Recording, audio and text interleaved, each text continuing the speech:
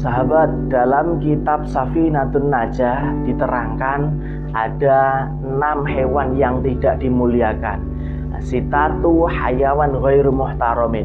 Hayawan ghairu muhtaramin sitatun. Yang pertama yaitu tarkus sholah, meninggalkan sholat. Tentunya kalau disebut meninggalkan sholat seperti ini bukan hewan ataupun binatang yang sewajarnya, akan tetapi tentunya yang namanya tarkus sholah disebutkan dengan kata tarku, meninggalkan. Berarti itu seseorang yang dia cukup syarat untuk mengerjakan sholat tapi tidak mengerjakan sholat, disebut dengan hayawan ghairu muhtaramin yang pertama.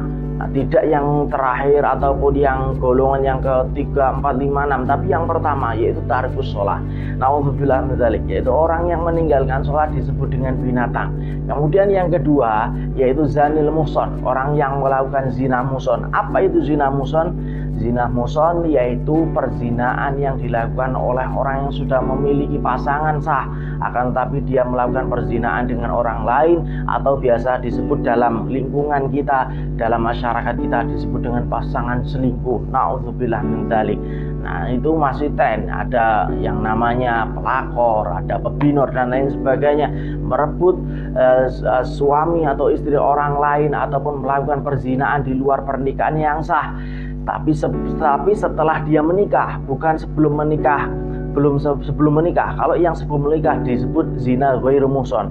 Yang zina muhson yaitu zina orang itu sudah memiliki pasangan yang sah, kemudian dia melakukan perselingkuhan atau berzina dengan orang atau pasangan lain.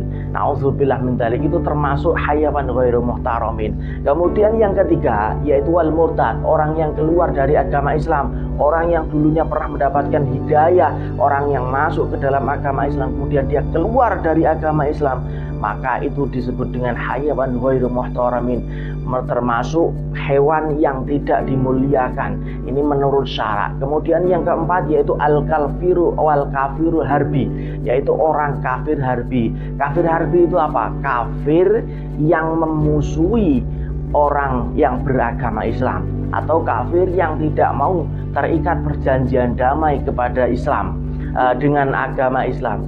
Orang yang selalu memusuhi agama Islam, dia di luar agama Islam, dia selalu memusuhi Islam, membunuh, menyakiti, kemudian mengambil harta orang muslim dan lain sebagainya dengan prinsip dia menyakiti, zalim kepada umat Islam, itu termasuk disebut dengan kafir harbi. Kemudian yang keempat yang kelima yaitu kalbul uqur, yaitu anjing yang galak, anjing yang tidak dididik, anjing yang galak, anjing yang selalu menyerang manusia, anjing yang selalu menyerang binatang lain, itu disebut hayawan ghairu muhtaramin. Dan yang keenam yang terakhir yaitu al-khinzir, yaitu babi ataupun babi hutan.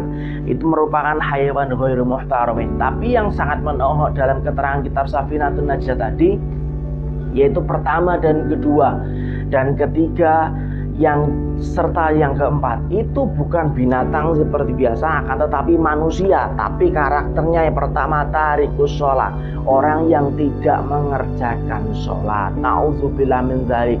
Kenapa orang yang mengerjakan sholat ini disebut dengan binatang yang tidak dimuliakan? Karena efek dari sholat yang sesungguhnya yaitu orang yang telah melakukan sholat, sesudah sholat itu dia fahsya wal mungkar, meninggalkan perbuatan yang mungkar, perbuatan yang merusak. Akan tetapi ketika dia sudah meninggalkan sholat, itu cukup syarat meninggalkan sholat. Makanya di sini sampai disebut dengan binatang yang tidak perlu dimuliakan atau binatang ghairu muhtaramin. Kemudian yang kedua zanil muhson tadi, yaitu orang yang berzina. Nauzubillah min dzalik. Selain dosanya besar, orang yang berzina muhson ini termasuk disebut sebagai seorang binatang yang tidak perlu dimuliakan dalam syariat agama Islam. Nauzubillah min dzalik. Ini sangat menohok sekali peringatan yang diberikan ataupun keterangan yang diberikan dalam kitab Safinatun Najah ini. Ya, mudah-mudahan ini bermanfaat bagi kita semua. Orang yang sudah wajib mengerjakan sholat, mari kita tetap mengerjakan sholat, karena sholat itu diterima atau tidaknya itu urusan Allah. Apakah kita tahu sholat kita diterima ataukah kita tahu sholat kita tidak diterima, itu bukan bukan urusan kita, itu urusan Allah Subhanahu wa Ta'ala. Yang jelas kita tetap memerlukan Tuhan, kita tetap memerlukan Allah Subhanahu wa Ta'ala. Oleh karena itu kita tetap wajib untuk mengerjakan sholat yang terutama, yaitu sholat wajib 5 waktu sehari semalam, subuh, zuhur, asar, maghrib, dan isya. Kalaupun mau ditambah dengan sholat sunnah, silahkan, tidak pun juga tidak masalah. Karena konon dulu ada seorang wali yang dia pekerjaannya hanya tidur, kemudian dia bangun melakukan sholat sunnah. Dia merupakan seorang wali papan atas. Kenapa demikian? Kemudian ada seorang wali yang merupakan pesaing dia bertanya kepada dia, kenapa kamu hanya tidur sedangkan Allah memberikan isyarat kepadaku bahwa kamu termasuk waliullah? Dia menjawab, karena seorang yang tidur itu adalah orang yang jauh dari kemaksiatan. Mana ada orang yang tidur melakukan maksiat, mana ada pencuri sambil tidur, mana ada orang yang mabuk sambil tidur, mana ada zina yang dilakukan sambil tidur. Nah, dia melakukan sholat wajib, hanya wajib saja, itu sudah disebut wali. Tapi yang penting tidak melakukan maksiat. Nah, efek dari sholat itu merupakan mencegah kita dari kemaksiatan. Kalau sholat itu sudah benar, otomatis kita akan takut, kita akan malu ketika melakukan kemaksiatan. Wallahu a'lam. Assalamualaikum warahmatullahi wabarakatuh.